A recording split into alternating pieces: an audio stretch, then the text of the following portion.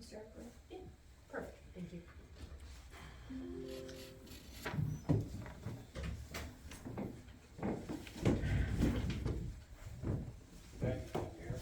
Yep.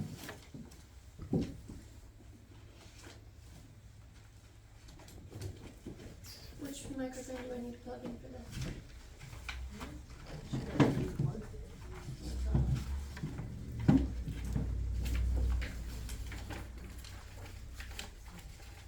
Saying that the phone microphone connection was used before is not detected.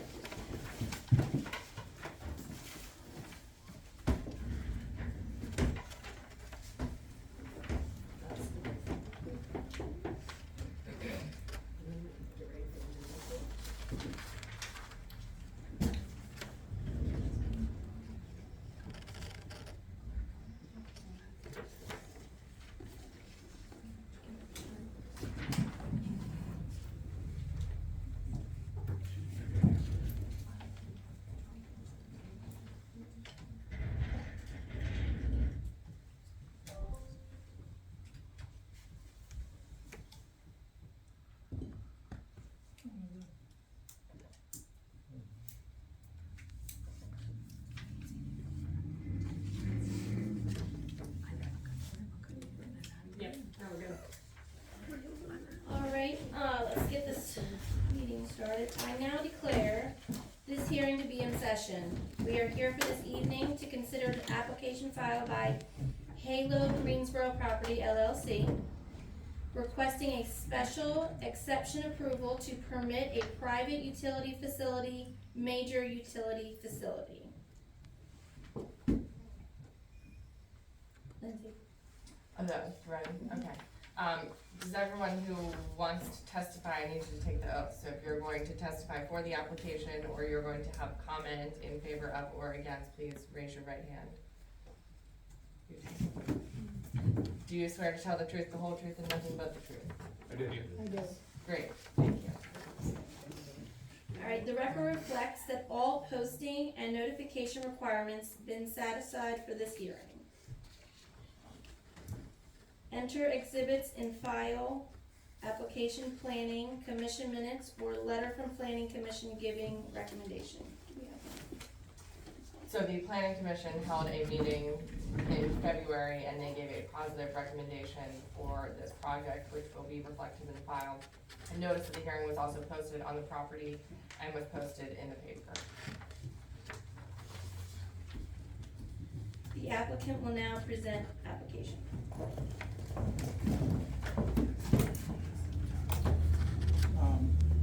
Before we get started, do you all have a copy of the site plan and a copy of the rendering, good rendering? This is Captain's site plan. This view shed exhibit and then rendering a landscape plan, plenty of rendering for views. This is appearance, communications. Okay. We can put a number on virtual. Yes. Yeah, so if you can make sure you speak into the microphone, it would help. Is that like, This one. Jamie? Thank you. Jamie? Jimmy, is that one? How we know, is there a light on it? Thank you. Yep. Yep, it lit up.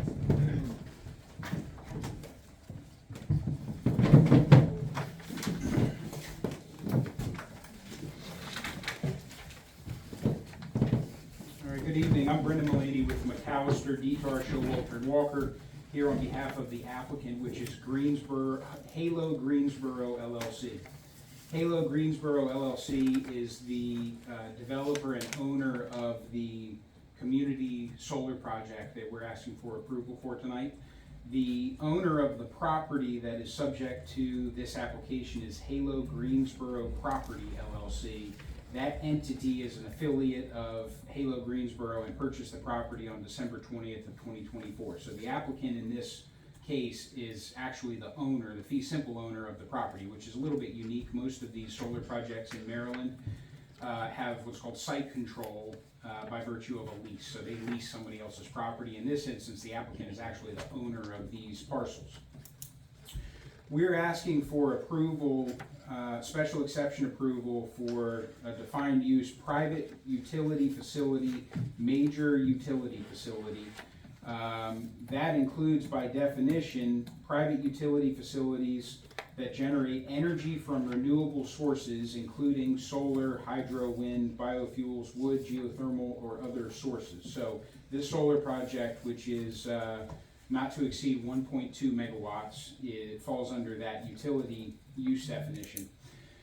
The property that's subject to the application is two parcels. It's parcel 943 of tax map 301, which is 25.6 acres, and parcel 936 of tax map 301, which is about 3.73 acres. The total property is about 29.32 acres with those two parcels included. As you all know, the property is located north of Sunset Avenue and is accessed by Industry Lane on the southern part of the site. It is partially within Caroline County and partially within the town. And what's before you tonight is only applicable to the portion of the property that's in the town limits. No portion of the project is proposed across that line within the county. So the town's code applies.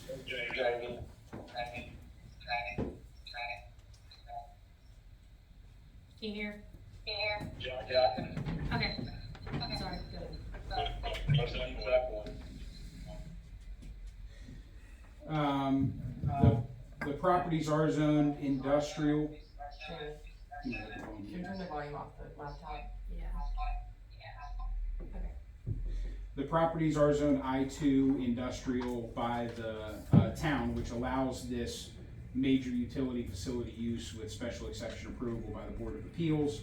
As was said, last month we went in front of the Planning Commission and walked through the project, introduced the site, the layout, and the legal criteria that have to be met for the special exception to be approved, and the Planning Commission voted unanimously to recommend that the board approve the project as proposed. There are existing industrial or commercial structures on the site as part of this project. Those are proposed to be abated and demolished, and there's one smokestack on the site that will be removed. One of the buildings, it's my understanding, is currently utilized, but the others are dilapidated and are used just for storage. So there's no ongoing use of those structures. The total property is 29.32 acres. The LOD for this project, the limits of disturbance is only 6.57 of those 29.32 acres. This project is what's called a single axis tracking system. So the panels are mounted on I-beams that are driven into the ground, and then there's racking on top that connects those I-beams, and the panels are mounted on that racking. In the morning, the panels face to the east. When the sun rises, the panels are at 90 degrees to the sun's rays, and then as the sun travels through the sky during the day, the panels slowly rotate with the suns to maximize exposure to the sun's light and therefore maximize output, electricity output from the project. The project will interconnect with the existing Delmarva Power grid, which runs along Sunset Avenue to the southwest of the project site. And I'm going to talk through in a minute the decommissioning portion of the project. But these projects are long but temporary land use on property. So the right now anticipated lifetime of solar projects is somewhere between 25 and 35 years. Some solar companies say as much as 40, but most say between 25 and 35 years. And at the end of the useful life of the project can be decommissioned. All of the wiring, racking, panels, I-beams, infrastructure is taken off of the site, and you have then a vacant site that can be used for whatever the applicable law at that time allows the property to be used for. This project, because it's under 2 megawatts, and again it's 1.2 megawatts, does not require what's called a CPCN approval, and that is the permit from the Maryland Public Service Commission that authorizes construction and operation of anything that's 2 megawatts or larger. This project's only 1.2 megawatts, so that state level approval is not necessary for this project. All that we need is for the town to review and approve through the special exception process, and then subsequently the site plan approval, and then all the ordinary electrical and building permits.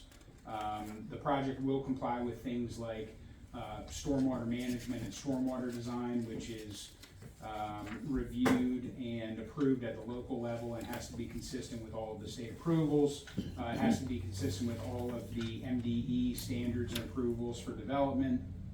It will also comply with and submit for approval an erosion and sediment control plan. So just like any other development that happens in the state of Maryland, this project will comply with all of the design standards, building permits, electrical permits, etc. Just a proximity, I believe we passed out the second sheet of this package is the site plan that was included in your packages. And the first sheet of this site plan shows an overview of the project. You can see that the area that's darker here in the southern or central southern portion of the site is where the panels are proposed to be located. The panels will be surrounded by a 7-foot security fence to ensure that dissuade trespassers and protect the project. That's also consistent with electrical standards required to ensure that a solar project like this has sufficient security. What you'll also see on this first sheet is on the southwestern border of the array area and on the eastern border of the array area, there are landscaping buffers proposed.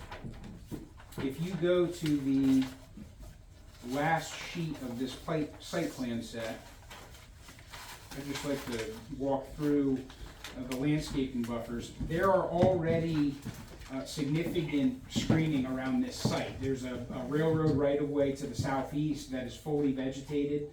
The property owns all of the forests that abut the array area to the west, the northwest, and the north. And that will remain forested. So there's no forest clearing that's proposed with this project.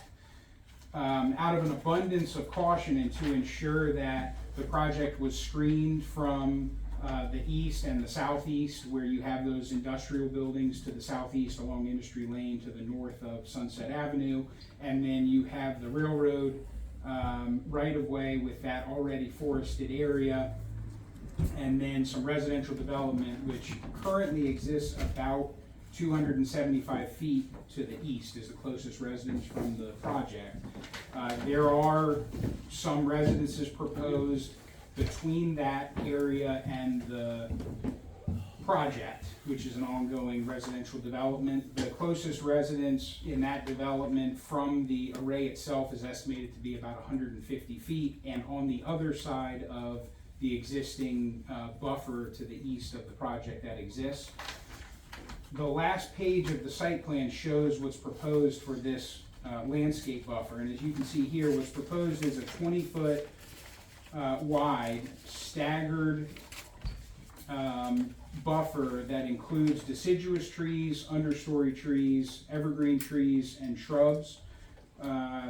Mostly native species, and they include red maple, black gum, serviceberry, eastern redbud trees, white fringe trees, American holly trees, eastern red cedars, Atlantic white cedars, witch hazel, inkberry holly, and viburnum.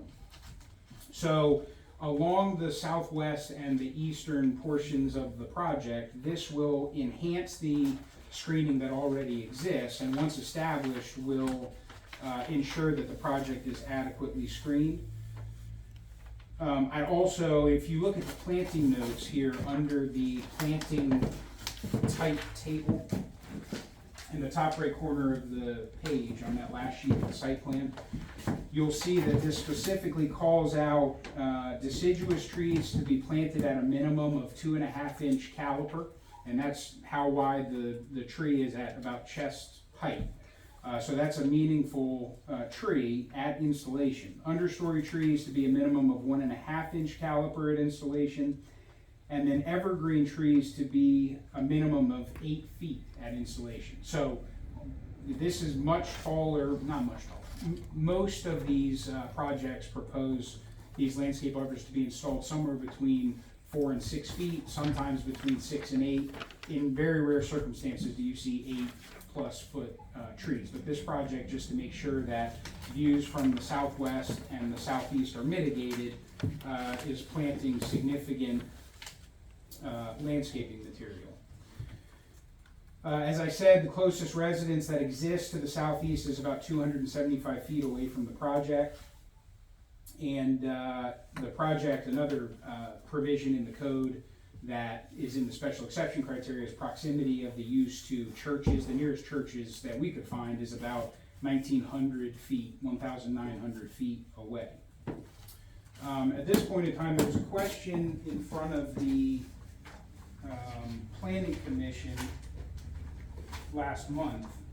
The first sheet of your packages that we handed out includes this informational package about electromagnetic interference from solar photovoltaic arrays. This is produced by the Department of the Navy, United States Department of the Navy. And I just want to read a couple of highlights.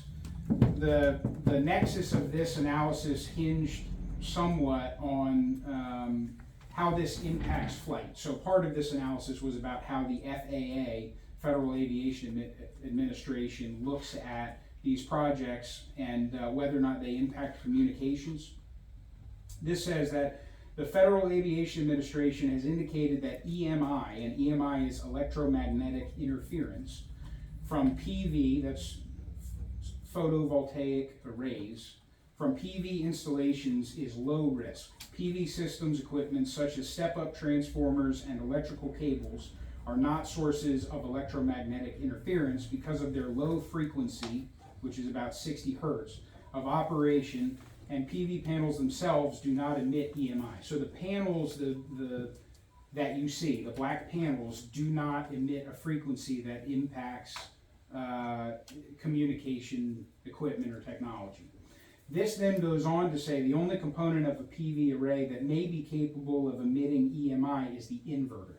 So there is an inverter related to this project, and that's equipment that is necessary so that the electricity can be adequately processed before it enters the existing Delmarva Power and Light grid. And this says inverters, however, produce extremely low frequency EMI similar to electrical appliances. And at a distance of 100 feet from the inverters, the EM field is at or below background levels. So what this says is while there is a very low EMI emitted, it is similar to other electrical appliances and is negligible at a distance of 150 feet from the inverter.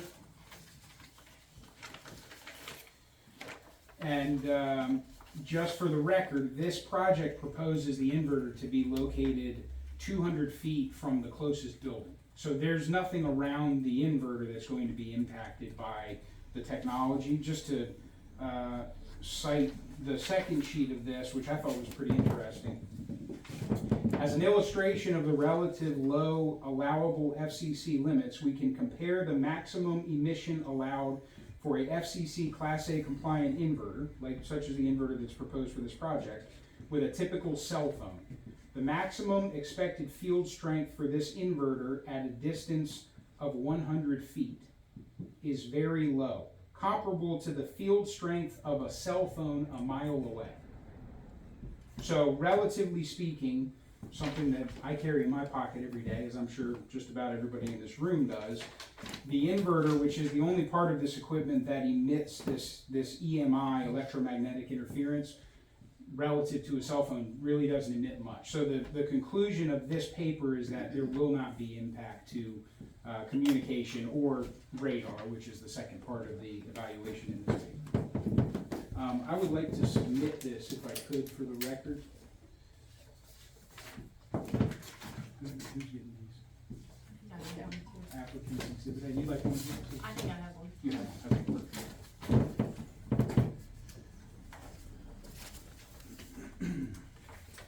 Is this, site plan archive over there? It is, that's already in the package. Okay. This is not, though, the last, document in your sheets is a landscaping rendering, or landscape rendering. And what this shows is the view from Sunset Avenue looking up Industry Lane towards the project site. The first sheet here is an actual photograph view taken looking to the north towards the project site. If you see this, it looks tan. I'm pretty sure that's rust, and that building is supposed to be white. But that tan-looking building at the end of the lane is one of the buildings that is on the subject property. This is existing conditions of the site viewed from Sunset Avenue. The next sheet shows demolition of this is post-demolition of the structures that are on the project site, and is at planting. And as you can see at the end of Industry Lane, this shows the buffers at planting. So those 6 and 8 foot trees, when they're installed, this is what they're estimated to look like. And then if you go to the third sheet, this is those buffers. Again, that's the same view from Sunset Avenue at 2 years of growth. And the last sheet is at full growth. So the last sheet is when those buffers reach maturity. That's what they're anticipated to look like, including, again, those native, deciduous, and evergreen trees. I'd like to enter this as applicant's exhibit B. Got it.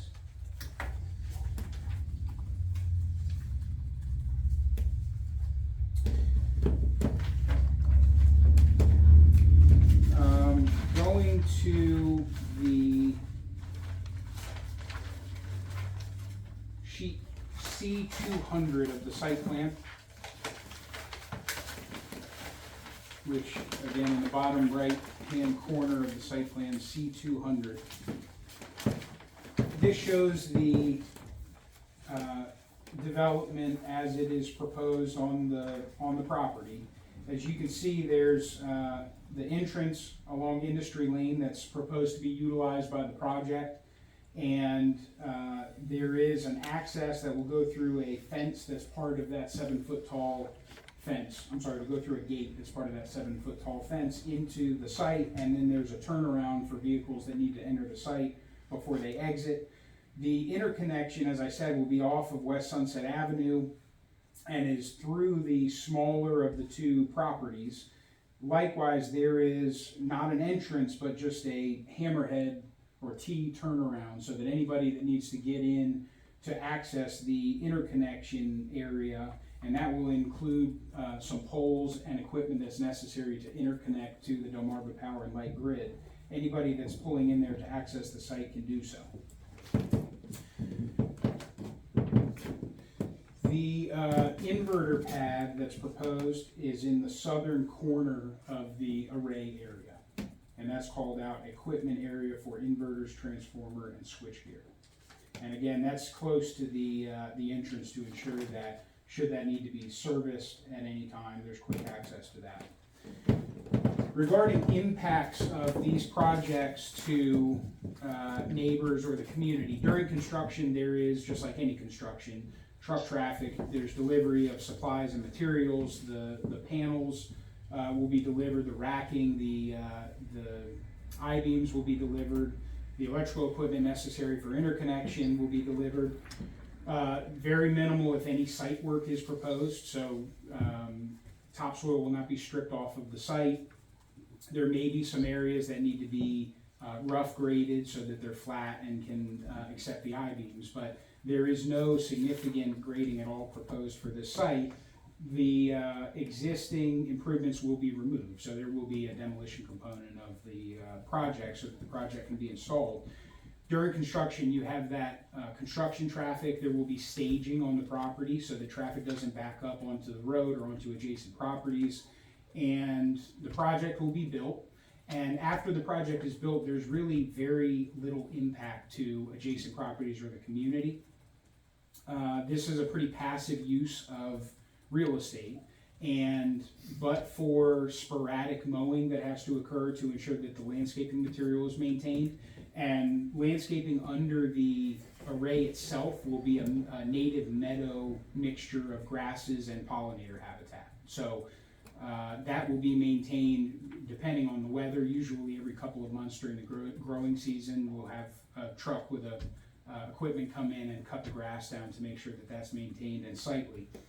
Other than that, and sporadic maintenance of the array itself, and if there's any repair that's needed, there is no other traffic generated by the project. So traffic onto Sunset Avenue and using town and county roads really will be minimal after the project is constructed. There are a couple of components of these projects that are kind of industry standard. They're required by the Public Service Commission and most counties that have a solar specific ordinance. The two that I think are most pertinent here are planting and maintenance agreement. So we're proposing to plant buffers, and we'll have an agreement on record with the town that says this is how you're going to plant them, this is how you're going to maintain them. And to accompany that, there will be a surety. That's either in the form of a bond or a letter of credit or cash in one project that I did. And that surety will be posted for a certain amount of time so that the town can make sure that the landscaping material is installed properly and maintained so that it survives. If it doesn't survive and the developer says we're not going to replant it, the town can call on that surety. I've never seen a county or municipality call on a surety in this context, but it's there as a safeguard so that the town knows that there isn't going to be a problem. The planting and maintenance agreement will lay out the requirements on the project related to the planting of the material and the maintenance of the material to make sure that it survives. The second component that is industry standard is a decommissioning plan. So as I said, at the end of the useful life of the project will be removed, taken off, the cabling will be removed, the I-beams and the racking will be removed. Some of that, a lot of it, will have a recycle or a salvage value where you can resell the panels if they still have usable life in them, or recycle things like the metal, copper, iron, whatever else may be in the project. To accompany that, there will likewise be a decommissioning agreement, a decommissioning plan and agreement on file with the town that specifies how the project has to be commissioned, exactly what has to happen. To accompany that agreement, there will also be a decommissioning surety. So the project will post a bond, letter of credit, or cash that the town is an obligee on, which means that if there's a default and the project has to be decommissioned, and the project owner doesn't step in to remove the project, the town can come in and say, we're calling on the decommissioning surety to remove the project from the property. Again, that's something that's pretty standard with these projects and is a benefit to the town to make sure that there isn't a problem. The surety is revisited every 5 years, so as the project gets older, it may take more or less money to decommission the project. When you revisit that surety every 5 years, it's a third party engineer usually that comes in and reviews the decommissioning value, looks at the project, the materials, the panels that are used in the project, and determines how much it costs at that time to decommission the project. If it requires more money than what the surety is at that time, the project owner puts a larger bond or letter of credit in place with the town. So every 5 years, the town makes sure that there's enough money to decommission the project.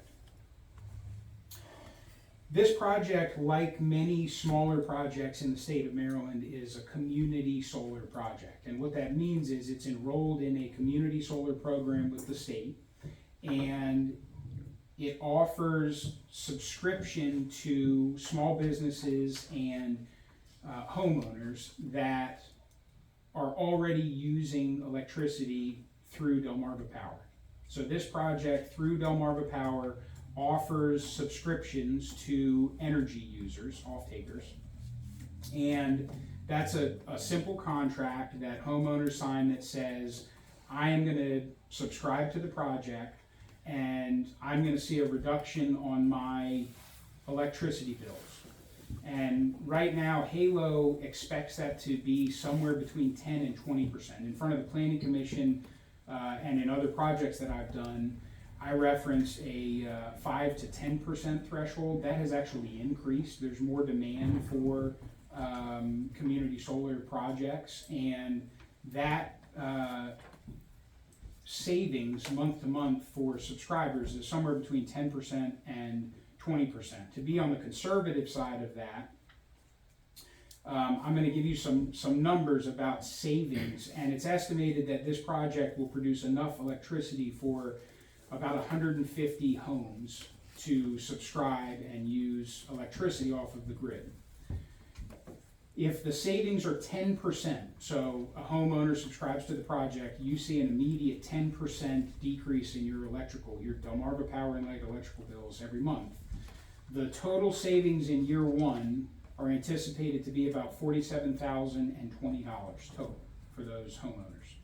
That is about $314 per home in the first year. It is about $1.175 million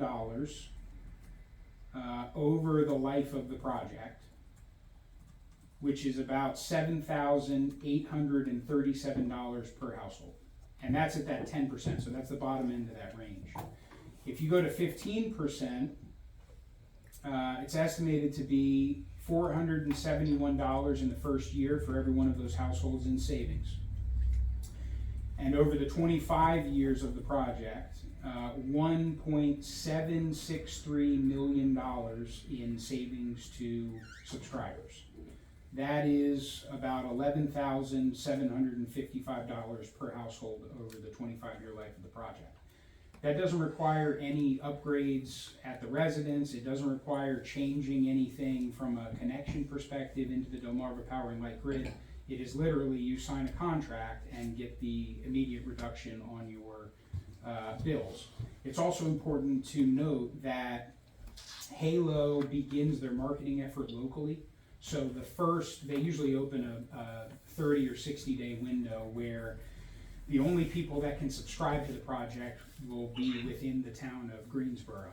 And then from there, they grow. Now, Delmarva Power and Light subscribers anywhere can subscribe to Sunset Solar, but they start their marketing effort and allow subscribers for a window within the town of Greensboro first, and then that grows out to Caroline County and then the surrounding counties until the subscription for the project is filled.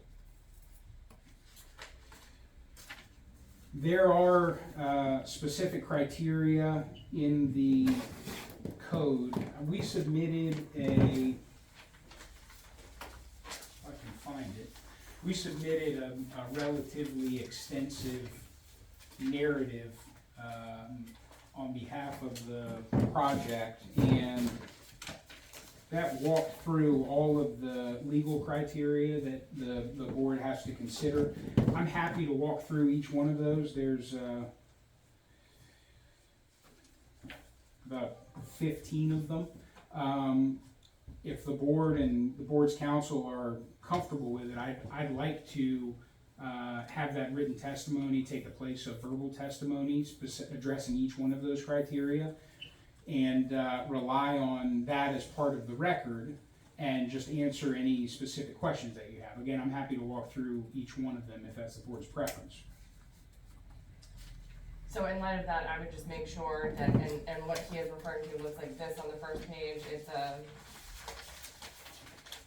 7-page narrative. I just want to make sure that you all have reviewed it and you're familiar with it. If you have any questions relative to it, you should ask them now. If you haven't reviewed it, you should go through their criteria. I'd like him to go through the criteria. Understood, happy to do that. Okay, so, Do you need this or 5 years? I did, yeah, thank you.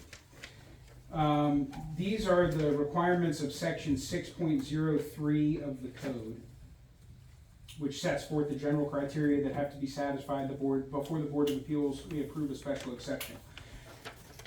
It's important to note that in Maryland, courts have considered what a special exception is. It's been litigated, it's been appealed, and what courts have said the seminal case in this is Schultz v. Pritz, is that special exception uses, while they do require Board of Appeals use, approval rather, are deemed to be permitted on the property.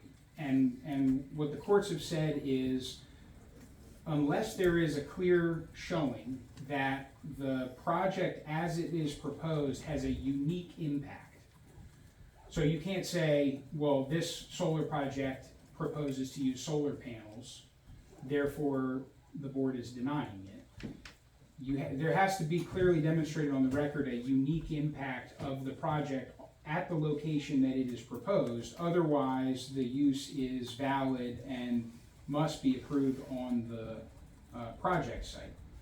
That in mind, these are the requirements of section 6.03 of the code. The first is that the board is to consider the nature of the proposed site, including its size and shape, and the proposed size, shape, and arrangement of structures. Again, this project is a total of, the property is a total of 29.31 acres. It is zoned I2 industrial. And all that is proposed is for 6.57 acres of the site to be utilized for this project, which is less than 25% of the parcel's total size. The site is located away from public rights-of-way and is set back from the road, making it appropriate for solar development. It is already developed for industrial and has a history of industrial and commercial use. There are dilapidated structures on the property that will be demolished, and the property will be repurposed and reused for this utility use. Therefore, when considering the nature of the proposed site, including the size and shape, and the proposed size, shape, and arrangement of the structures proposed, this project complies with that criteria for the special exception. The second criteria that the board is to consider is traffic patterns and impacts. And as I already discussed, the traffic is not dissimilar from other forms of development. Materials will be brought in, equipment will be brought in, but once it is dissimilar in that once the project is developed, there's very minimal traffic generated by the project. Therefore, there's very little impact to nearby roadways and properties in the form of traffic. Nature of the surrounding area. There is a industrial complex, I'll call it, to the south and southwest of this property. The immediate vicinity has been used for industrial and commercial development in the past. There is a railroad right-of-way to the southeast of the project site. And while there is residential development existing about 275 feet to the east, it is already screened by a significant landscaped buffer between that residential area and the project. Number 4 is the proximity of dwellings, churches, schools, public structures, and other places of public gathering to the project site. As I said, the nearest dwelling is approximately 275 feet. After the, assuming that the development that is ongoing now, and I'm told that they have 3 or 4 structures that they've started in that development farther to the east than where the project site is. But once that is developed, the closest home is anticipated to be about 150 feet from the project boundary, and again screened by not only the existing landscaping area that is along the railroad right-of-way, but also the additional buffer that's going to be planted between the project and that entire area to the southeast. The nearest church to the town is approximately 1,900 or 1,900 feet away from the property and has no direct line of sight to the project site. There are no schools, public structures, or gathering places within the immediate vicinity of the project site. The 5th criterion that the board is to consider is the availability of public services. There are already public services serving the property and nearby properties. What's unique about this solar project and similar projects is that there's no draw on public services. There's no restroom facilities, there's no water sewerage generated by the site, and there's no demand on the town's water supply. In the unlikely event that there's a need for emergency services like the fire department or police, it would mainly be if police show up because of trespassers or criminal activity, but The project developer is used to any questions that local fire departments have about solar projects, and the project will ensure that emergency services has 24-hour access to the site in the unlikely event that there is an emergency and they need to enter the site. So that availability of public services requirement is satisfied. There's very little impact to public services.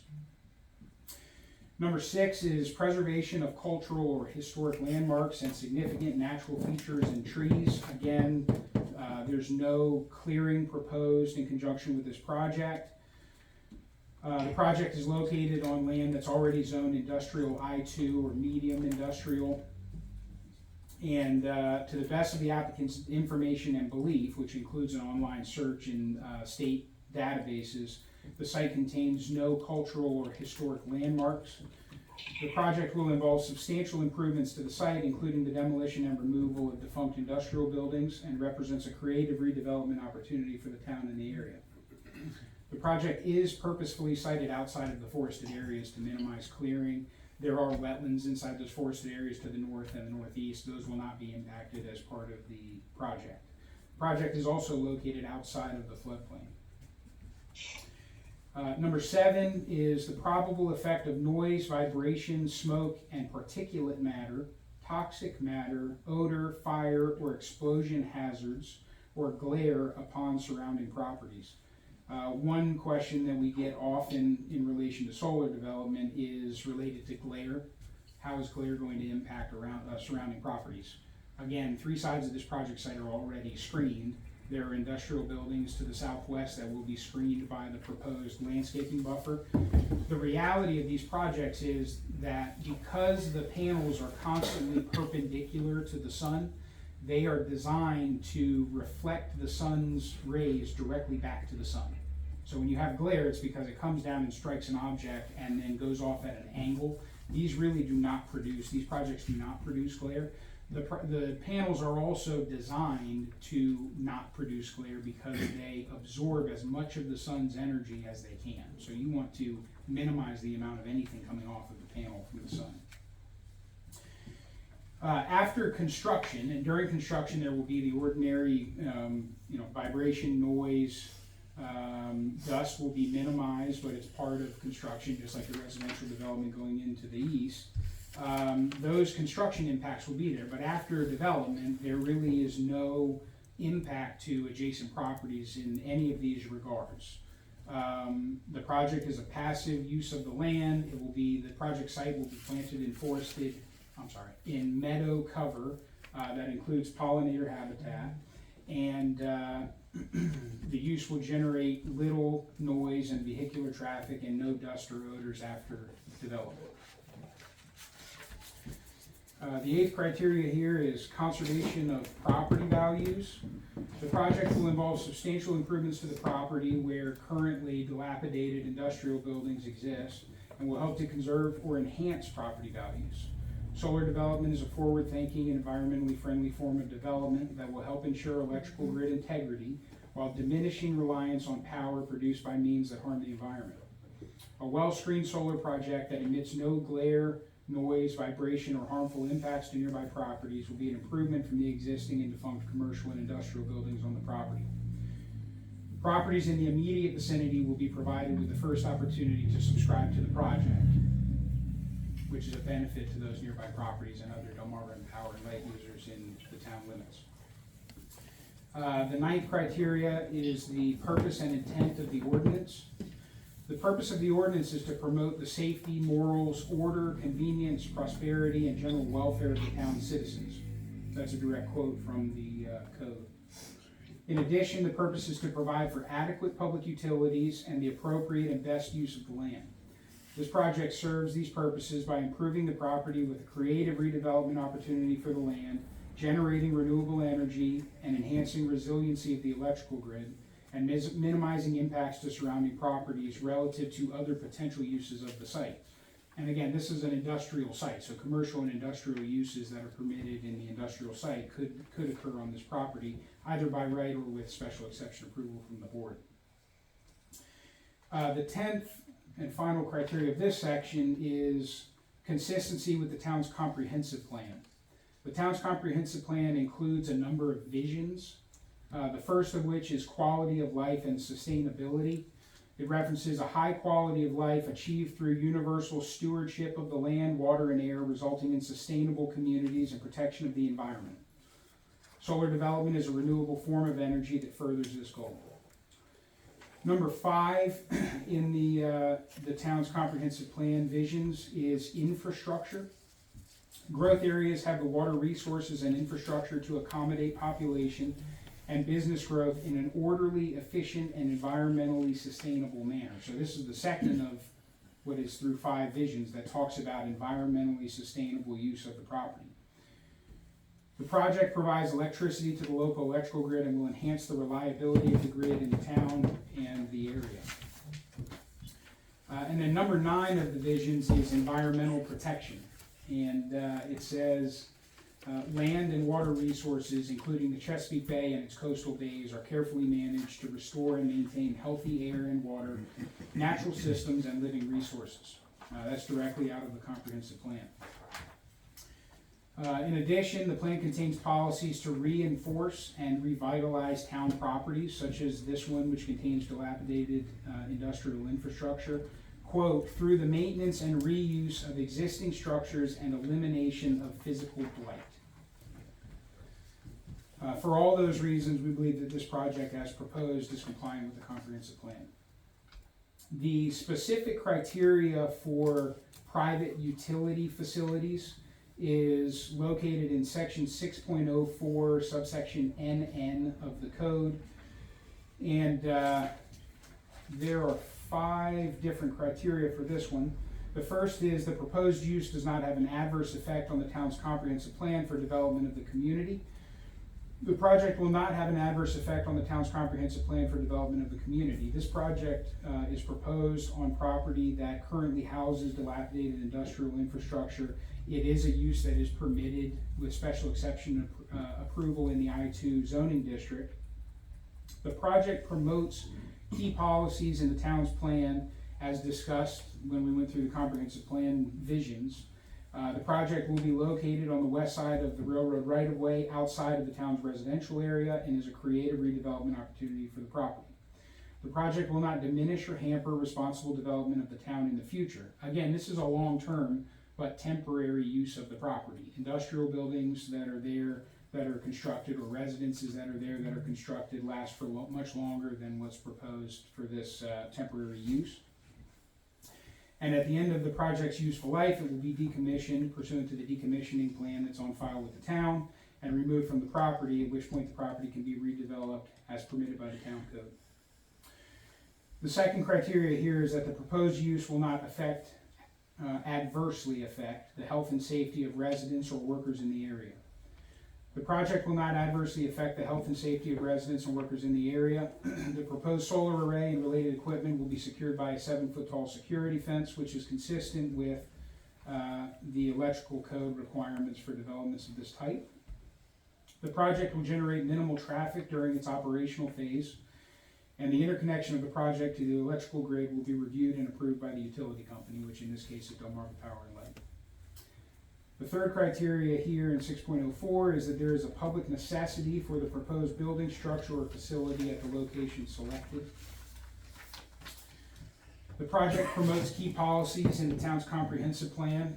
It's carefully sited in the town's industrial district in a location with substantial natural screening on 3 sides from surrounding areas. It proposes significant screening on an already screened southeastern side and also along the southwestern portion of the project. The project represents a creative redevelopment of the parcel while substantially preserving existing forested areas on the property. Again, this is less than 25% of the property that's proposed for development. The fourth criteria is that such use shall not constitute a nuisance because of traffic, noise, type of physical activity, or any other element which is incompatible with the environment and character of the surrounding neighborhood. Again, this is proposed on industrial land. There is very little traffic generated once it is constructed. There's very little or no noise generated once it is constructed. There are no odors, glare, vibration, dust, or other impacts to adjacent properties Many of those impacts are inherent in a lot of industrial uses that could be utilized on the property or installed on the property. The final criteria here is that in making these findings concerning utilities, the board shall consider the following factors and such other factors as the Board of Appeals may find to be necessary or important to effectuate its review. The first of three sub-bullets, four sub-bullets here, is points at which the proposed utility crosses heavily traveled highways or streets or other arteries of transportation, either existing or proposed.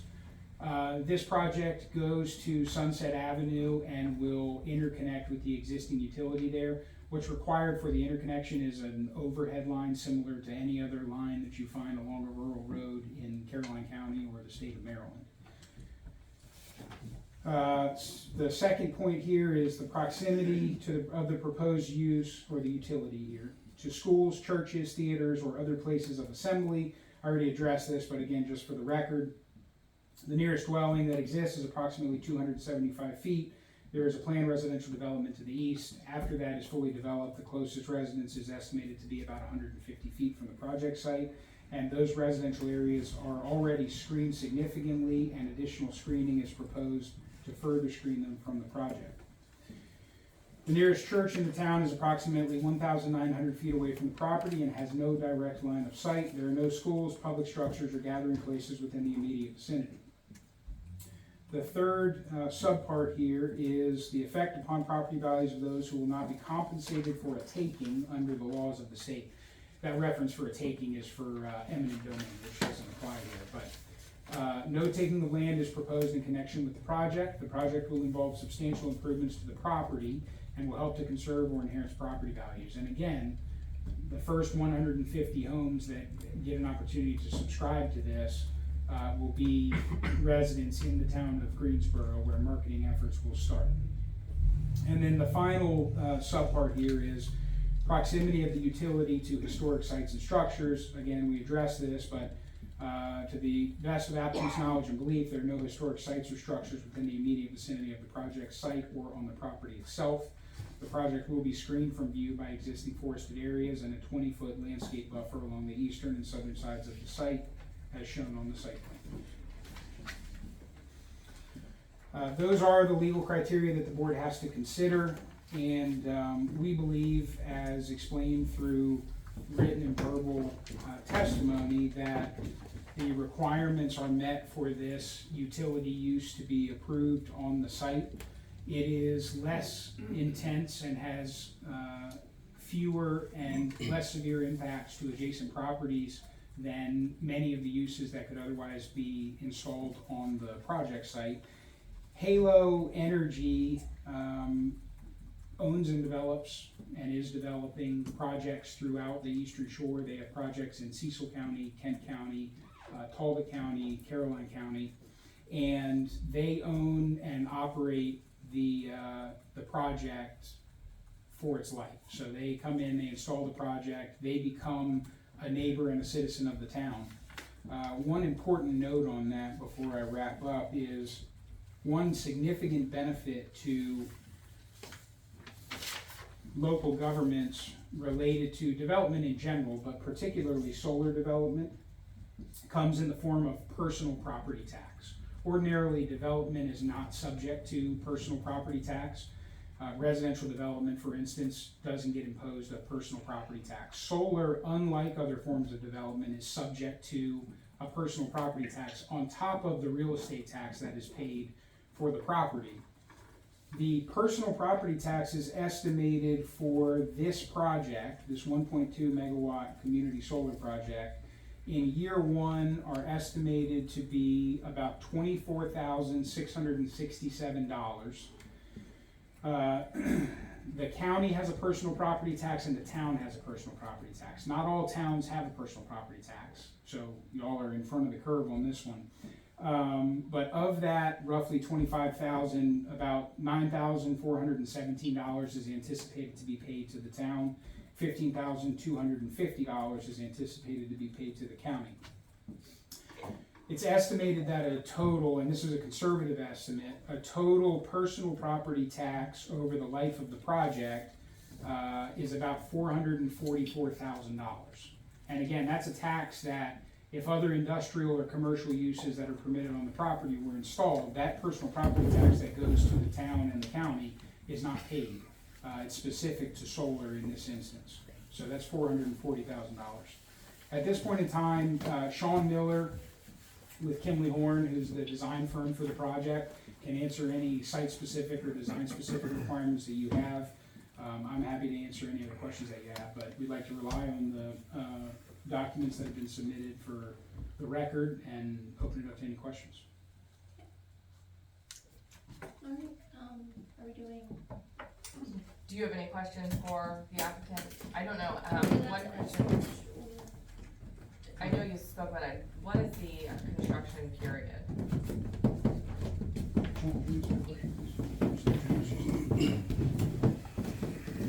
So my name's Sean Miller with Kinley Horn, at 3904 Boston Street, Baltimore, Maryland. And I'm a civil engineer, professional engineer on the project. So, the construction timeline for this project is typically, for 2 megawatt or below projects, is typically 6 to 9 months.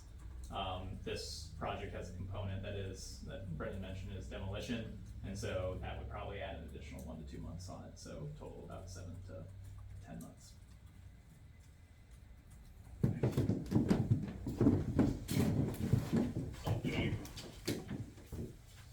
Yes. I have a question. Okay. What is going to be the environmental impact on the Forge Branch, which is right alongside of this project, since we're gonna be putting in all this impervious structures? Are they gonna be required to have, stormwater management on site? Like most other developments have to do that? Yes, so this project will have to comply with the Maryland Department of the Environment and Caroline County Stormwater Management Regulations, which is related to both quantity control, so that more, that this project doesn't result in more stormwater runoff to Forge Branch and adjacent properties, as well as quality treatment, to make sure that, pollutant runoff from potential impervious areas is treated prior to going into those environmentally sensitive areas. This project will typically, in solar projects in general, propose what is called a non-rooftop disconnect. And so the panel area that is shown on the plan would result in water runoff running off the panels and running along the meadow seed mix, or the meadow mix underneath the panels and infiltrate into the ground, which provides pollutant runoff there. And then any additional stormwater runoff in terms of quantity would need to be controlled prior to it leaving the site. It is not anticipated because solar panels since they are up off the ground, do not count as impervious area, because the entire area underneath is meadow, is a meadow mix, is that there isn't an anticipation that quantity control will be required, because flows should stay the same from the pre-development condition to the post-development condition. But in the event that there is an increase in runoff from the site, quantity control would be required. How much impervious surface are you removing? So the existing impervious area on this property is 2.95 acres. This project would be removing every acre of that impervious area. And so that'd be 2.95 acres of removal. And do you have a total calculation of proposed impervious? Yes, so there's 0.12 acres of proposed impervious area, which is made up of road entrances, access drives, and equipment pads. So that is a decrease in 2.73 acres of impervious. So we would expect that runoff in a storm event would be reduced. Thank you. Another question. As far as your buffer plantings, how long do you guarantee that? So the surety that will be posted generally is posted for somewhere between 2 and 3 years. And there's a final inspection of the buffers by the town before that surety is released to the developer. That is consistent with other development activities at the state and the local levels in what's required for establishment of landscaping material. The planting and maintenance agreement will require that those buffers remain for the life of the project, and they can be removed when the project is decommissioned. Okay.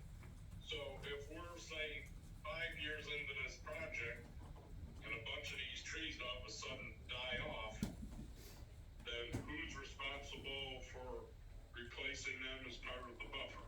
The owner of the project. Okay. So, and So is that part of the public works agreement? It will be part, well, depending on what town council wants it to be a part of. Ordinarily, I handle it as part of a planting and maintenance agreement, which is a standalone legal document. It can be part of a public works agreement, but it does the same thing. Okay, good. All right. That was the only other question that I had.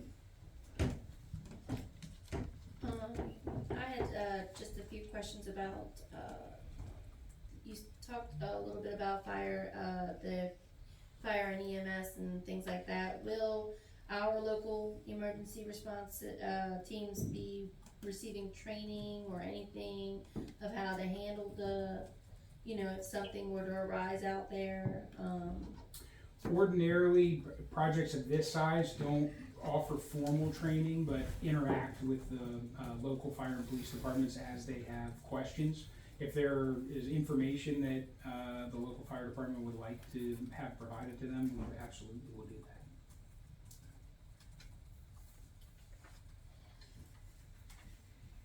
that. I've got a couple as well. Usually with these, and there's some discussions and some studies that have been done, and none of them that I've found have been conclusive yet. And I know that this is just a small project, but as you know, we've got a larger project up the street. Microclimates, and solar panels are usually dark colored. What studies have you guys done or come across to look at that deals with any microclimates, the extra heating that these may have? I know that you talked about the reflection of the sunlight, but as far as heating of any of the materials and heating of the atmosphere, and as we know that severe weather, especially tornadoes, are done by heat that rises up and goes into circular motion. And we've had several tornadoes already out between here and Goldsboro as well. So are we gonna be looking at any additional climate issues? Yeah, so we have not done any specific studies regarding microclimates that would be affected by a project like this. The only, I don't have an area of expertise in meteorology, but what I can say is that based off of the fact that impervious area in the form of buildings, roofs, and pavement being removed from the project, and then the solar panels being installed, is that there is a reduction in the demolition of any potential heat off of roofs or pavement that would be done. In terms of the heat that may be produced from solar panels reflecting sun off their rays, I have not done any studies on the project. All right, in your decommissioning, there's very little recycle, and the recycle that they currently have for solar panels is extremely expensive, so most of the solar panels go into the landfill, and that prevents me from throwing my trash away once we end up filling those up. We've all seen the effects of the solar wind projects where there's no recycling for them, so they dig a big hole and just bury them. Are you guys going to put in and modify as technology gets better any decommissioning procedures for getting rid of these things, making sure that instead of landfills getting filled up, that they go to a certified recycling center where the heavy metals can be extracted out of and all that other stuff. So we do include in the decommissioning plans and agreements with towns, the requirement that recyclable material, including the materials in the panels themselves, be recycled. The panels themselves, it's estimated that they lose about 0.5% on average of output every year, which means on this project, over 25 years, you're only losing 12.5% of your output, which means you still have 87.5% of your output available at the 25-year mark. Those panels probably will not be put into a landfill. I can't guarantee that at this point in time, but what's likely is that through the decommissioning process, panels will be repurposed and sold to third parties after they come off of the property, not placed into a local landfill. But the project will comply with all Maryland requirements, all EPA requirements, all requirements of the town of Goldsboro and Greensboro, I'm sorry. And that salvage and recycling requirement will be in the decommissioning plan as well. All right, I mean, I guess it depends on what and where you read it. After the first year, well, being solar panels are number one, 18 to 20% effective from the time that they're installed, because they don't do ultraviolet or infrared light. They only do visible light, don't produce at night, and don't produce on cloudy days normally. After the first year, the efficiency of them goes down to 97.5%, and the numbers that you correct, 0.05% per year after that. So normally after 20 years, they're down to about 80% from what I've read. So they can get sold, but I just want to make sure that my taxes are not going to go up and none of these other people's are going to go up, because we got to dig a new landfill because we filled them up with solar panels. Understood.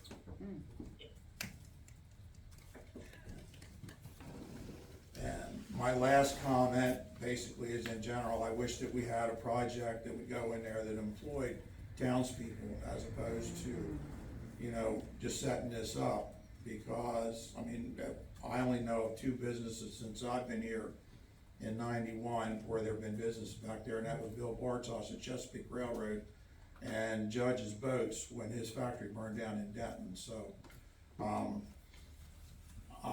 I would prefer, you know, something out there where, you know, the people of the town could have, you know, employment and stuff like that.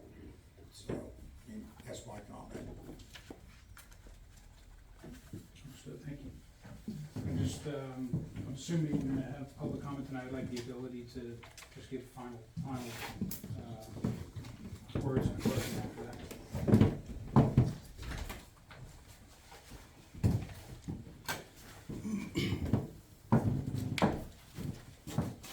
So at this point, anyone from the public that wishes to comment, if they could come up to the podium and state their name and comment either in favor or in opposition to the application. You calling it an order, or just, you gonna call it an order of the sheet, or no? Oh, I didn't even see a sheet up there. Generally, people don't sign up for a Board of Appeals. Well, it's a special one. It is a special one. Jason and Kim, would you like to speak together, one at a time, no speaking? Okay. Chris Mason? Absolutely. Okay. I won't even time you. Alright. Thank you. That took 40 minutes off my life, and I'm a little dumber because of it. Alright, so, a couple things. Well, first off, there's a lot of things that you say a little contradicting. First, you're saying you're gonna offer 150 homes at discounted rate, first come, first served sign up. And then later on, in your little packet here, it says properties immediate vicinity will provide the first opportunity to subscribe to community solar project, proposed to see the, direct benefit, blah, blah, blah.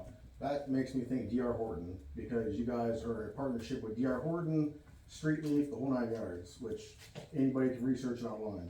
It's not rocket science. Okay, that's one thing. You guys are saying 6.57 acres, okay? That's phase 1. Where's phase 2? Are you guys gonna stop at 29 acres? Or stop at the 6.5 acres or whatever it is? I doubt it. So we're gonna be back here in a couple months or a year or whatever. The other thing I can't figure out too is, solar is extremely inefficient. I don't care what you say, studies have proven it. But the average cost of this project, you guys bought the property, probably $1 million to put into this. You guys are shoving out $47,000 a year to 150 homes. And over 10 years, you're saying 1.7 million, then you deduct the, $470,000 off that, you're only turning a profit of $1 million in 10 years. So there's more to the story. I mean, it's not rocket science to see there's more to the story here. So you're in partnership with somebody, there's more to it. I think to make an educated decision, you need all the facts. Because you're not gonna spend $1 million to make $1 million in 10 years. It makes absolutely 0 sense. That's another thing. To what, I believe it's Jim, right? To what Jim was saying, I agree with him 100%. See, at first I was kind of like on your side, yay and nay a little bit. I was thinking to myself, they're offering some kind of benefit to the town, to where it was like, oh yeah, they're gonna offer a discount to 150, 200 homes and so forth. Then I'm thinking to myself, well, first come, first served, then the vicinity of D.R. Horton. If you would've came up here and proposed something like, hey, we're gonna cover the water, sewer, electric bill, that benefits the whole town, we can lower our quarterly costs for residents. But you didn't do that. You specified 150 to 200 homes in close proximity, which is all D.R. Horton. It's miraculous, I don't know. Convenient, call it what you want, I don't know. But, again, fire department's an issue, they probably will need specialized training, not that our guys, aren't trained, they're pretty good. I mean, it's just, I think the bottom line, I can read through all this stuff, go through all the numbers and so forth. The bottom line is, I think, again, at first I was kind of on your side a little bit, but I don't think your values align with town residents' values. We're already surrounded by solar fields. We're already, this is forced upon us. And I get what you're saying with this, this code that you read off, basically saying, it almost sounds like you're saying it can be forced upon us. So that was a little interesting. This section here, 6.3 code.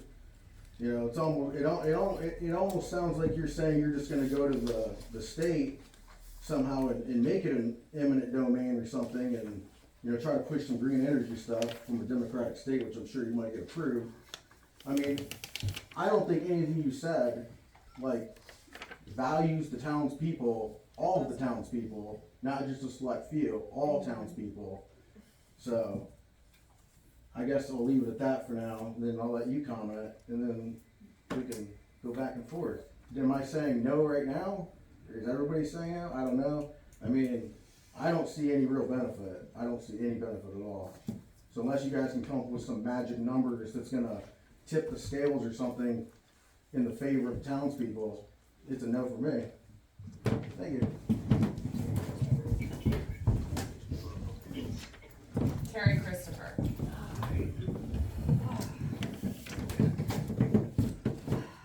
Hello, my name is Terry Christopher. I was born in this town. My family comes from this town. I physically lived in this town for 23 years. And I live on Hobbs Street. I live right across the little field from you guys. And I've seen a time when, like Mr. Jim said, there's been business there, very good business there. And yes, I realize it has declined. There is a need, but not for solar panels. There is too much that is not known. There, as the gentleman on the Zoom or the phone had said, I don't see an environmental impact study. Suppose there's a hailstorm and it damages all those panels and that toxic stuff runs out. Where's it gonna go? We're talking about the watersheds, issue again. I am for this town, I am for the residents, and I am for the greater good of anything that comes in here that benefits our residents. I'm sick and tired of other people coming in and it benefits them and not our people. So I've got a lot of questions, a lot of concerns, deep concerns for the long term of these panels. And, thank you for listening to me. Larry Porter.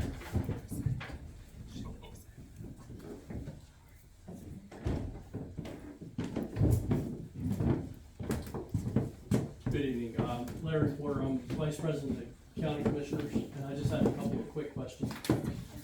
I have not looked at this information, but there is no battery storage included with this or anticipated battery storage, correct? Correct. In addition, a battery storage would require a modification of the special exception for the I project. wouldn't require anything because there's a moratorium in the county against battery storage. So there won't Battery be storage any- is not proposed for this So- project. And there won't be any, so, I would just suggest very, very strongly that you, when you're considering decommissioning, make it the full cost. There is no salvage value of these solar panels. The county is requiring 100% decommissioning bonds to be put up for solar panels. And to Mr. Mason's point, when you talk about being forced, it basically is, because the Public Service Commission now is preempting counties, or counties zoning as far as siting, taxing, and decommissioning. I testified not this past Friday, but Friday before the joint House and Senate committee fighting that bill, House Bill 931, Senate Bill 1036. And it is the counties are being preempted when it comes to the solar projects. So, thank you. Dana Price.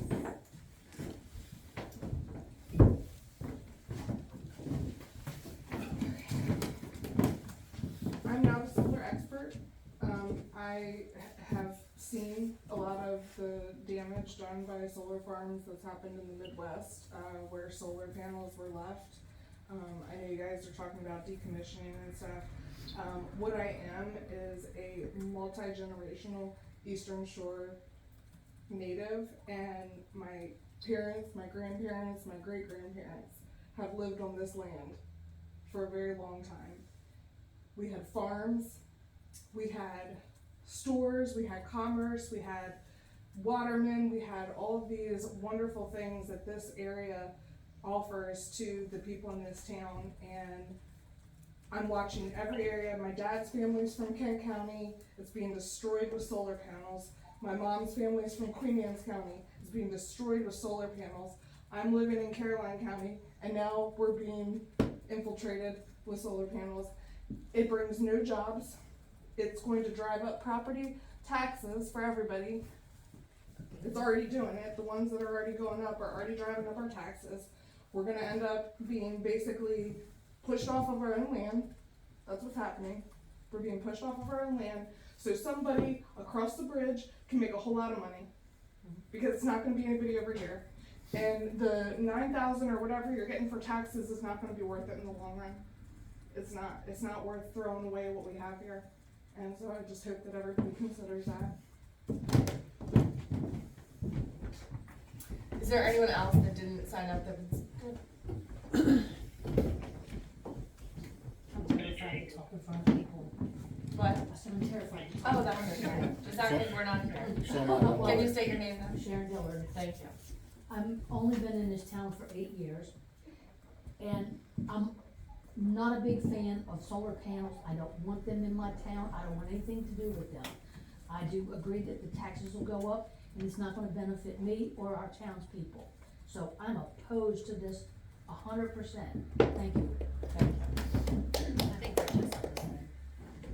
Okay, go ahead, Rich. I wanted to ask Commissioner Porter, what is the county doing with the solar project that they are allowing to be done out on Hobbs Road at the old landfill? I don't know if you can hear me. Can you hear him, Larry? You can come up here, cause, sorry, it's hard.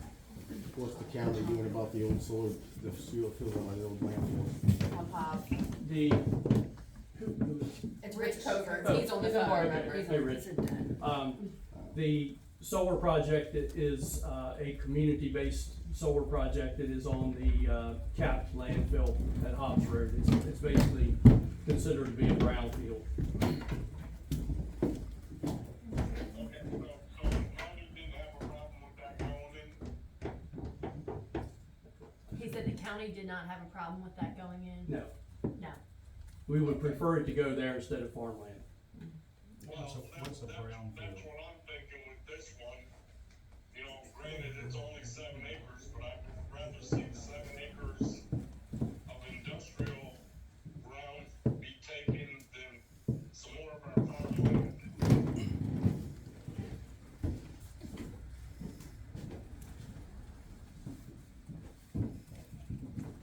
Is there anyone else that would like to testify? I'm not gonna testify, but I would just like to say I'm opposed. Okay. Last call. Okay, You know, I couldn't sit for anything, something. I know. So, Offering to the room. my name's Dave Spencer, and I live in Greenwood, lived here my whole life. You know, once I certainly agree, with the people tonight, with what they had to say. You know, I like to think we're all trying to look at, you know, for the best interest of the town, and I don't see how this is gonna benefit. Unfortunately, the project is going up, being here in Goldsboro. Had I been on the council then, I would've been vehemently opposed to it. That was supposed to be in our smart growth plan. Unfortunately, the town gave up that right, as soon as those solar panels are going in. And it's an eyesore coming into town, and I certainly don't wanna see any more that are coming in. I don't know what we can do legally to fight it, I understand what you're trying to do, but I don't see any real benefit for the town. And I would rather see that industrial park used for some industry that can employ our own folks here in town, give them the opportunity to work. You know, rather than just having solar panels that are gonna sit, and then my grandchildren are gonna have to figure out what to do with them when they're gone. So I'm not in favor of any solar panels. I know that, you know, Larry is fighting the state. The state's the big boy, they're probably gonna win, but if we can fight this one, then I'd like to see us defeat.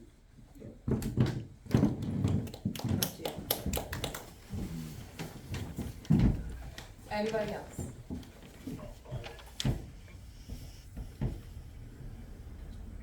Would you like an opportunity to respond? Okay. I'd like, Mr. Miller to. You didn't raise his hand first. He did. The light is first You time. did, you already did? He did. I can do it. No, you're fine. I knew I was fine. This is a formality that, I don't ordinarily go through, but, I wanted the board to recognize Mr. Miller as an expert. Sean, can you give the board a little bit of your background in education and who you now work for and what your, job is? Yep. So, like I said before, my name is Sean Miller. I work for Kimley Horn Associates. They're a design consultant firm for civil engineering projects. I got my Bachelor's of Science in Civil and Environmental Engineering from the University of Illinois, and have my professional engineering license in the state of Maryland and the state of Delaware, and have been working in site civil development for projects such as residential, industrial, commercial, and solar projects for the last 7.5 years. Based on that, I'd like to ask the board to recognize Mr. Miller as a expert in the field of engineering and project design. Do you feel that he's qualified to be an expert based on the testimony received? Nope. I mean, I guess he is just as much as I've been to the Air Force and Community College on electronics. Educational, equal intelligence. Honestly, I don't feel like I'm qualified enough to say that you're an expert in what we are asking. I feel like you're an expert in what you studied or how you feel, but I don't feel as if you're an expert. That's just my opinion. And I guess the fact that there's not been any credentials submitted to prove it, so. My Maryland engineering license number is 59359. That can be looked up in the state record. In terms of what we're talking about here today, I have been working, whether as a designer or a project manager, on 25 solar projects across the state. Whether they have been under 2 megawatt community solar projects like this that have gone through local jurisdictions, or community scale projects that go through the state. So that's a number of about 25 projects throughout the last 7.5 years. Understood that you're comfortable having him recognized as an expert. It's important in these proceedings that when individuals who may be deemed experts in their field that provide testimony for the record, that they be acknowledged by the board generally as experts. I understand that you're not comfortable doing that in this circumstance, but I just have one follow-up question, Sean. You heard tonight reference to the materials and specific reference to each one of the legal criteria that the board has to find in approving the utility use that is seeking the special exception tonight.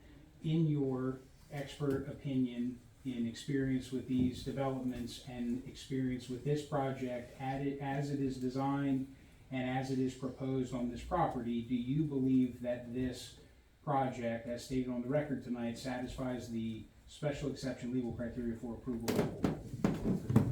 I do. In my expert opinion, I agree that the project meets the special exception criteria set forth by the town of Greensboro. Just a couple quick things in response to some of the testimony tonight. There's a reference to some affiliation with D.R. Horton and the project that is proposed to the east.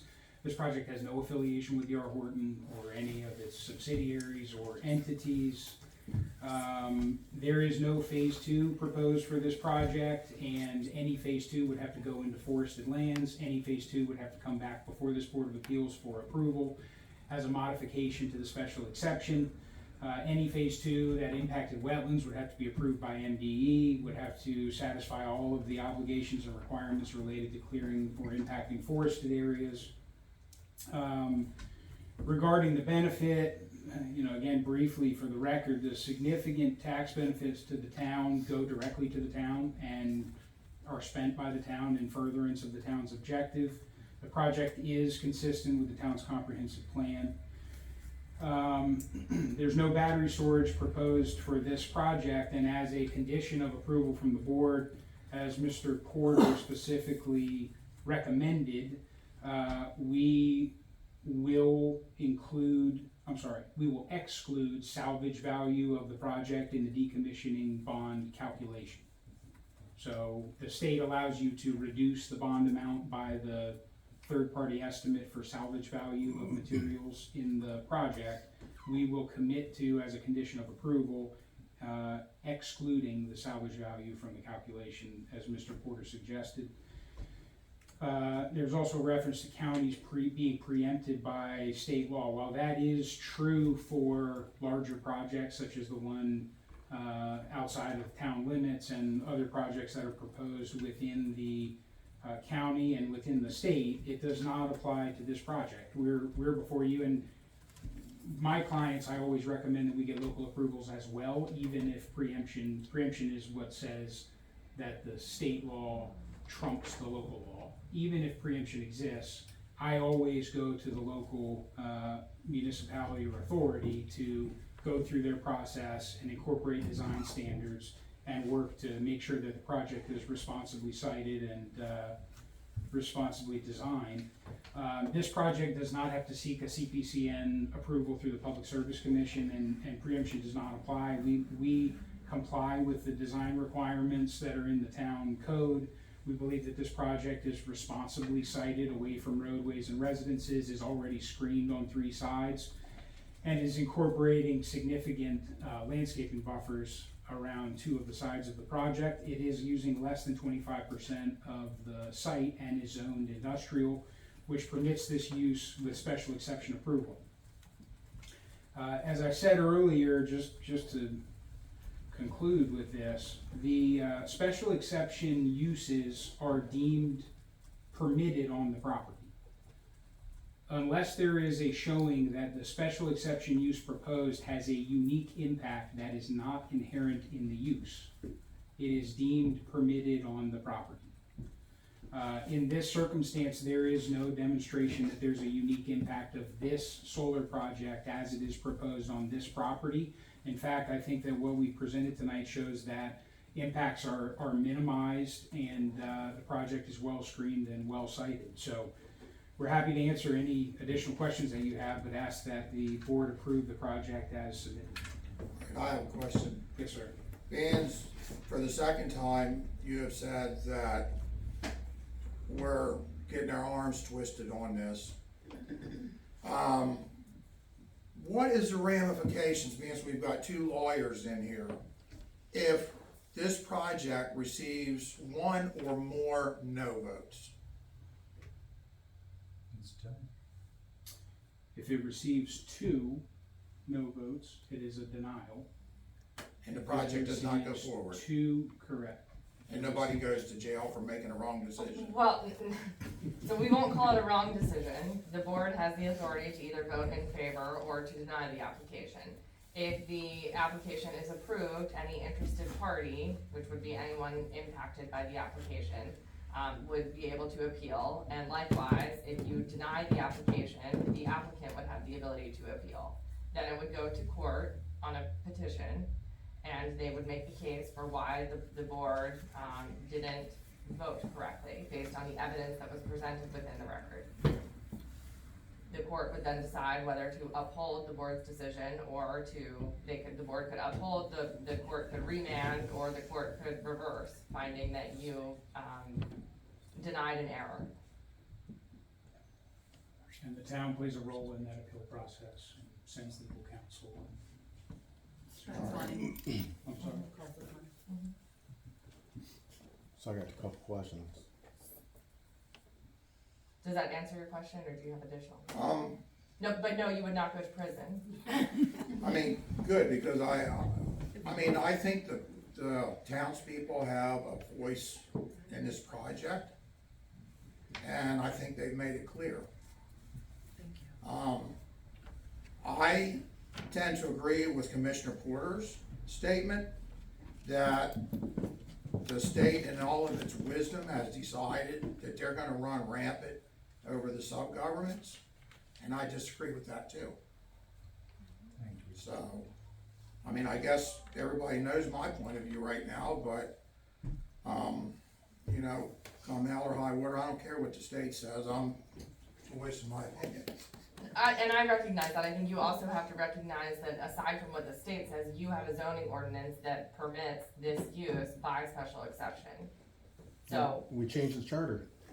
well, that's a zoning ordinance amendment, but as of this date and as of receiving the application, this is a special exception use. So regardless of what the state has done, the town of Greensboro has declared this a special exception use. So we have no say. That's not what I'm saying. I'm explaining that the town of Greensboro has determined that it is a special exception use, which means that the use is presumptively permitted unless there are adverse impacts at this location that wouldn't be, similar to another location for which can justify denial. And that is what you have to evaluate and determine based on the evidence that has been put on the record. Okay? And also, we've received a favorable endorsement from the Planning and Zoning Commission for this project to move forward. Right? You did. I thought so. Nobody in this room wants it. You also received one that we were supposed to build on the other side of Greensboro Elementary, and it gave out. So Lindsay, the question is to you, are you willing to stand up? No means no. Are you willing to stand up and go to court and justify the reasons why this thing can't go in, what the impact is to the town, whether it be MDE, whether you're putting up a, 7-foot electrical fence for safety reasons, So the answer to that question is that I represent the board and I will give counsel to the board and I will support the board's decision. Come up to the podium.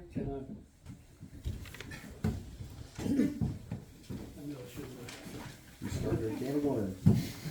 So are we going to reopen the public comment period? Which we generally haven't done, but if you feel additional evidence was put on that you want to hear from additional members of the public, you can, but you would give the applicant another opportunity to have the last word.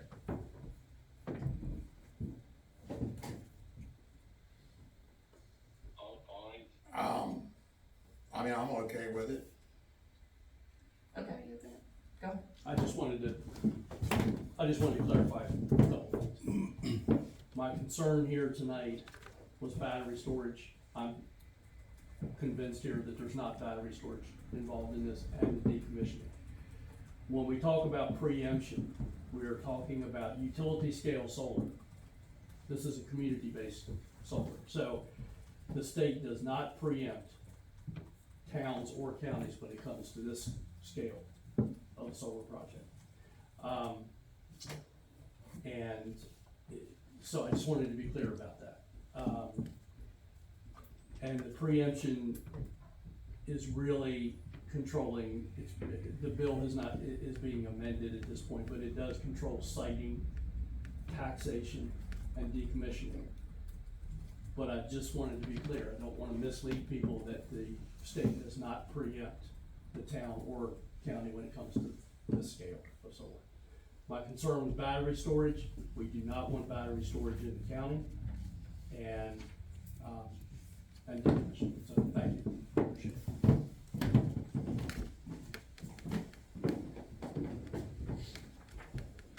Anyone else? Last words?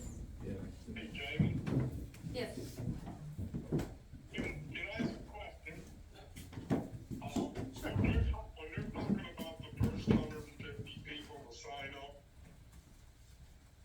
why can the town be part of that 150 people?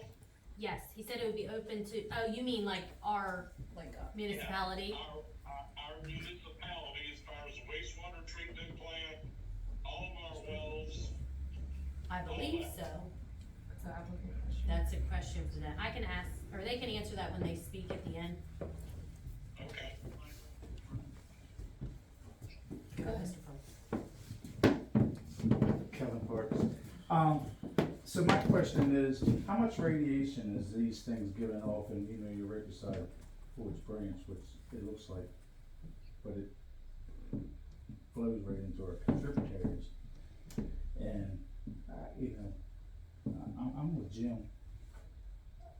Just because we meet the criteria of what this special exemption is, doesn't mean the town people want it. So if the town people says no, then that's the way the board should be voting, no matter what the state says, because if you go back to your social science class, the law starts here and goes there.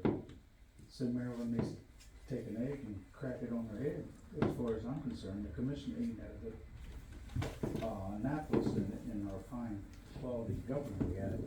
So Jim, I'm behind you, whatever you decide there. For the people, on the people, by the people. That's right. Amen. That's exactly right. So that's all I have to say. I just would like to, I'm Dave Spencer, I'd just like to reiterate my position before, and they talked about, you know, just the distribution of the money. I think, you know, first come, first served is not gonna be fair and equitable, because you could have people that could very well pay their electric bill, receive that if they had an attorney in first, and somebody that is economically not able to pay their bill, but the ones that should get the assistance, probably wouldn't be the ones that get it. So I'd encourage the petitioner, if you could, to reconsider somehow to be able to distribute that money to the town so that everybody is impacted by it, not just the select 125.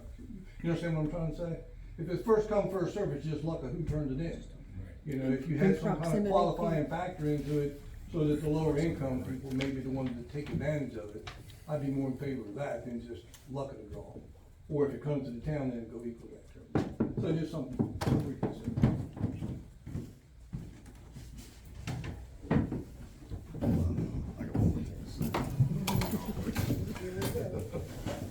So, obviously, I think everybody in this room agrees, no means no. It sounds like, you know, whether you wanna say it or not, it's a threat, no matter what we say, which the answer sounds like it's no. You're gonna go to the state, you're gonna petition, go through the courts, you're gonna cost us money, And we're not gonna gain money on taxes, cause if we say no, you're gonna go to the state, you're gonna go file, you know, whatever, we're gonna have to pay Lindsay, whoever, bunch of money, $20,000, $30,000, $40,000 to fight you. Still may end up getting what you want, maybe. And I don't see how, you know, you're benefiting the town, I don't see how you're partnering with the town. Thank you. You know, you're saying you wanna be a part of the community, but you haven't said anything about actually being a part of the community. And you won't even respect the fact that people are saying no, so that says everything about you. If people are telling you no, the townspeople are telling you no, you have no respect. I mean, right or wrong, I mean, at the end of the day, I don't even understand why you picked Greensboro. And as far as impact goes, yeah, I mean, I have an MDE license, a lot of crap too. We could sit here and swap, you know, you did 25 projects, I mean, you're young as hell, I've done over 100. You know, $50, $100 million projects at Merck and everywhere else. I mean, I work at the NSA for Christ's sake, so none of that shit impresses me. I mean, honestly, your PE stamp doesn't mean anything, it's not worth the paper it's written on. I mean, you draw shit up all the time that I fix. It's not a big deal. But anyway, the bottom line is you haven't really said anything that partners with the town that says you're gonna be a part of the community. And what Dave was saying, again, you can't pick 150 residents first come, first serve. You have to, if you're gonna make an offer, it's gotta be, you know, you're paying wastewater treatment electricity, municipality electricity that benefits all people across the board. And based on the numbers that you're giving, you know, with $47,000, you know, a year and things like that, the cost of building and maintaining and all this other stuff, I don't see how you're even making a dent in that electric bill, and your taxes of $24,000 a year. I mean, that's absolutely nothing. I mean, that's nothing. I mean, that's a little bit of equipment for a fire department or something. So it doesn't even scratch the surface. So it's pretty much where I'm at. And yeah, all right.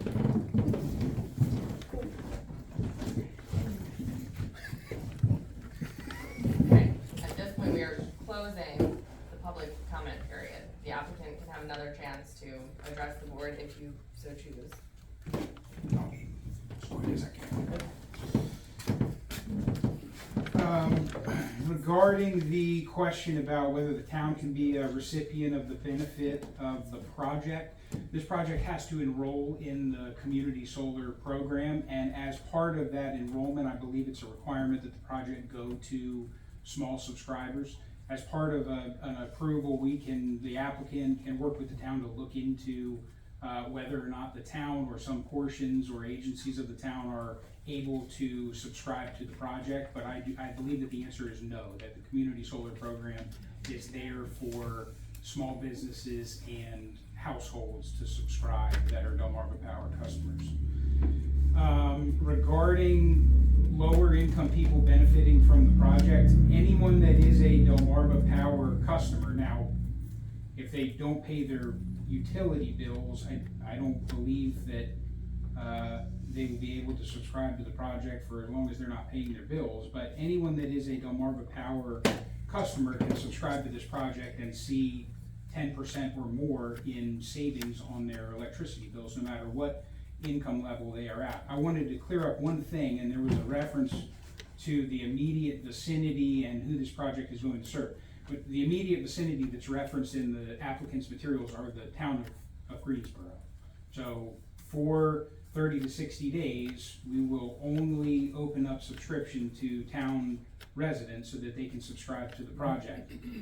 Regarding the threat that was referenced, it isn't a threat.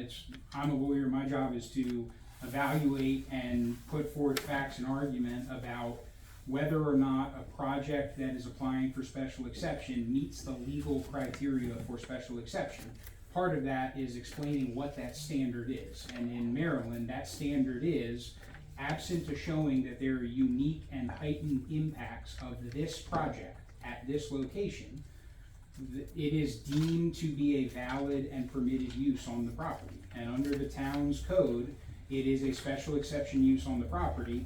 I believe that what has been presented and not refuted on the record tonight with any testimony that is expert testimony or otherwise is that the project meets the legal criterion for approval by the board.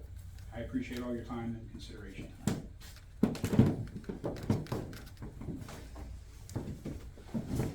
So at this point, the board, unless we need to go into closed session for legal advice, would deliberate based on the criteria from the code.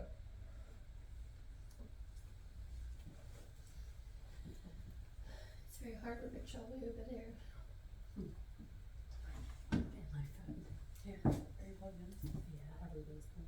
Rich, Can you hear Katie? Yeah, I can now, I'm sorry, I had my mic on mute. so Rich, where do you stand on all of this? Well, I'll be honest with you, okay? I'm not really for it. Okay, cause I don't see where it's gonna benefit the town. Okay, it'll benefit a few select. But once again, they've met all the criteria for a special exception. Which to me means if we deny it, we're gonna be in court. So, the board either has to determine that the project has met the special exception criteria, or that it doesn't meet the special exception criteria. So, To me, it has met the special exception criteria. Well, then, here's my thing, then why did the planning and zoning board give it a favorable approval? well, the planning commission's job is to look at the, special exception, the land development ordinance, and the comprehensive plan, and make a recommendation to the Board of Appeals based on their opinion and the evidence presented to them. So their recommendation is part of the application that's in front of you. Right. Right. I understand that, my wife was on planning and zoning for 25 years, so. Gotcha. And I was at plenty of those meetings when all this shit was hashed out, so. You know, I just feel like we're between a rock and a hard spot, to be honest with you. You know, I can see where the residents are saying they don't want it. You know? Right, so at this moment in time, you have a use that is permitted in that district by special exception, and you have the criteria, so, does the board believe that the use at this location will have particular adverse effects that it wouldn't have elsewhere? I mean, I think you've talked about the benefit of it being an industrial site versus a farm. They're not taking a farm out of operation. The reverse of that is that it's an industrial site that can no longer provide a business. Right. No, I agree, you know, I said for years that place needed to be cleaned up. It's always been an eyesore. Like I said, I guess you're damned if you do and damned if you don't. Well, you need to make a decision based on the criteria within the zoning ordinance, understanding that members of the public have come and testified, and you have their testimony as part of the record, and in considering that criteria. Right. Well, I know, yeah.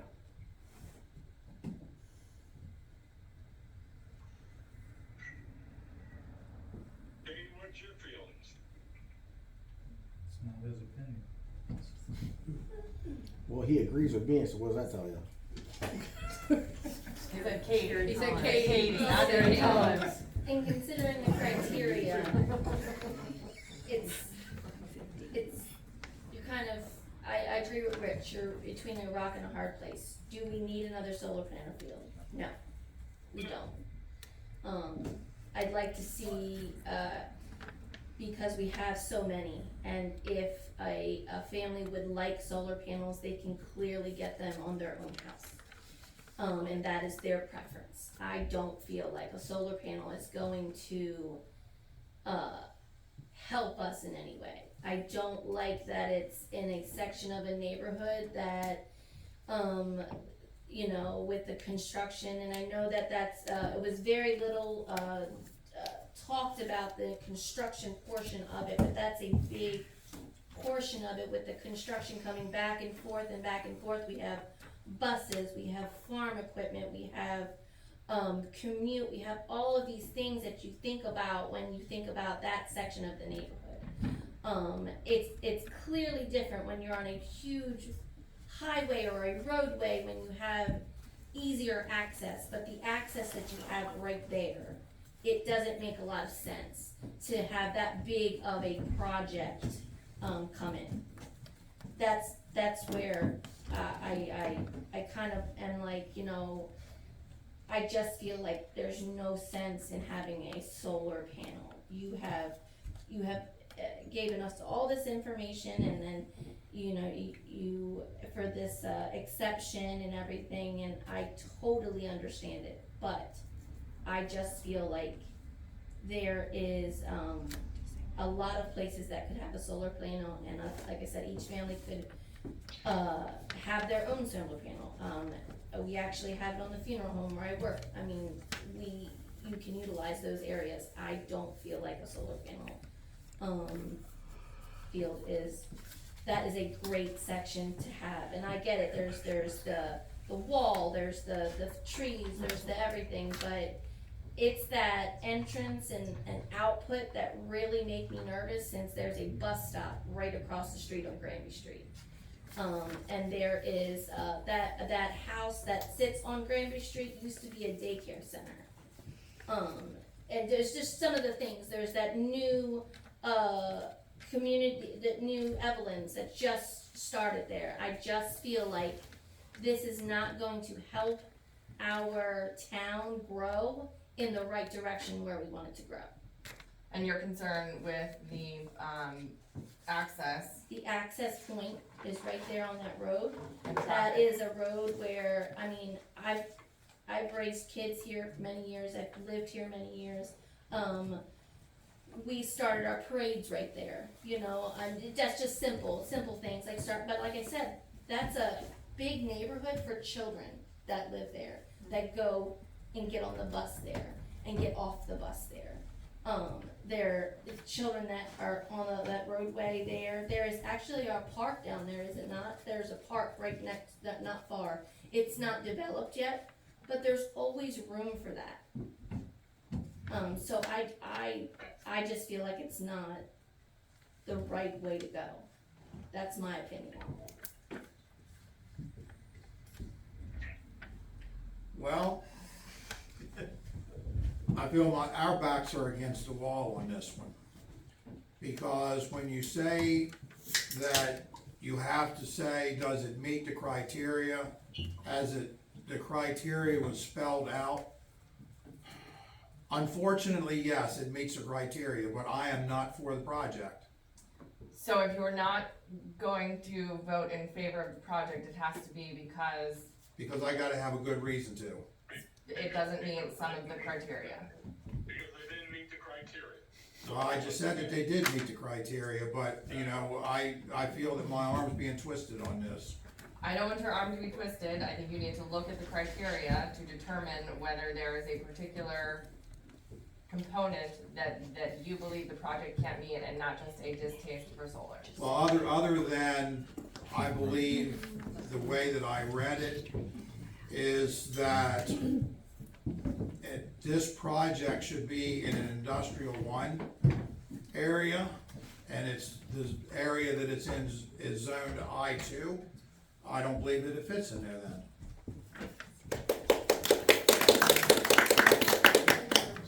Because of a close relation to residential properties or traffic concerns, egress concerns. Traffic concerns. I think it's the closeness to the community, the communities that are being built, the communities that are already there. Swampland, safety of a 7-foot electric fence for children. I mean, I still have an issue, because there's nobody's gonna guarantee that there's not gonna be radio frequency interference. that there's not gonna be microclimates. I mean, like I said before, that's all the studies that come out that it's inconclusive. So who knows whether there is or there is not.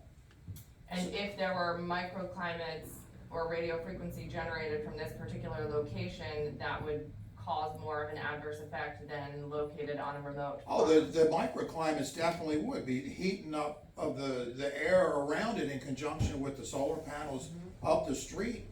You know, I can foresee increased weather problems. Like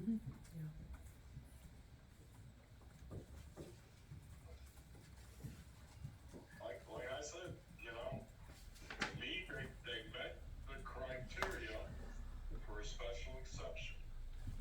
Do I like it? No. But they met the criteria.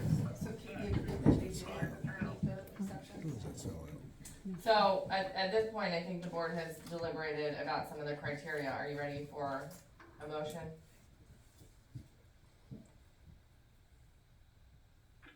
Go ahead and make the motion. I'm ready for the motion. I motion that it does not meet the criteria. Second.